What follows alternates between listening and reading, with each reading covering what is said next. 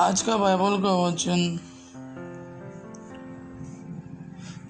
होशेया का ग्रंथ अध्याय 14 वचन 2 से 10 और आज का जो समाचार सन मरकुस के अनुसार अध्याय 12 वचन 28 से 34।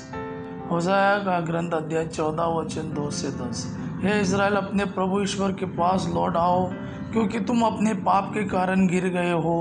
प्रार्थना का चढ़ावा लेकर प्रभु के पास लौट जाओ और यह कहो, हमारा अपराध क्षमा कर और हमारा शुभ संकल्प ग्रहण कर, जिससे हम बलि पशुओं के बदले तुझे अपनी प्रार्थना चढ़ाएं।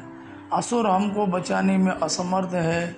हम फिर कभी न घोड़ों पर सवार होंगे और न अपने हाथ की बनाई हुई मूर्ति को अपना ईश्वर मानेंगे। तू ही अनाथ पर दया करता है। मैं उनके विश्वासघात का रोना दूर करूँगा। मैं उनको सारे हृदय से प्यार करूँगा, क्योंकि मेरा क्रोध उन पर से दूर हो गया है। मैं इज़राइल के लिए ओस के सदृश बन जाऊँगा। वह शोषण की तरह खिल उठेगा और लेबनोन के देवदार की तरह जड़ें जमाएगा। उसकी शाखाएं दूर तक फैल जाएगी। उसकी शोभा जैतून के सदृश और उसकी सुगंध देवदार की तरह होगी। इज़राइल फिर मेरी छाया में निवास करेगा और प्रचुर मात्रा में गेहूँ उग जाएगा। वह दाखलता की भांति फलेगा फूलेगा और लेबनोन की अंगूरी की तरह ख्याति प्राप्त करेगा।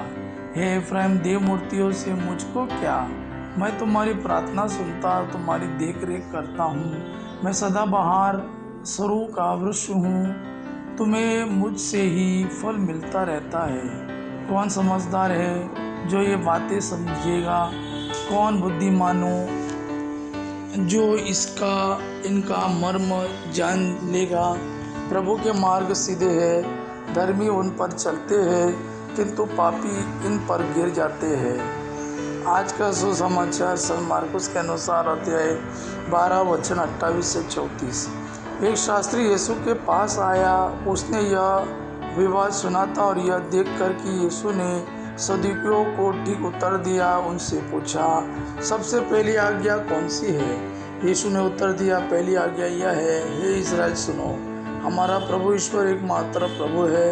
अपने प्रभु ईश्वर को अपने सारे हृदय, अपनी सारी आत्मा, अपनी सारी बुद्धि और सारी शक्ति से प्यार करो।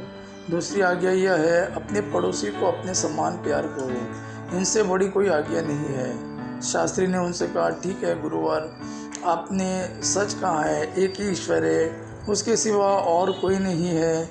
उसे अपने सारे हृदय, अपनी सारी बुद्धि और अपनी सारी शक्ति से प्यार करना और अपने पड़ोसी को अपने समान प्यार करना, यह हर प्रकार के होम और बलिदान से बढ़कर है।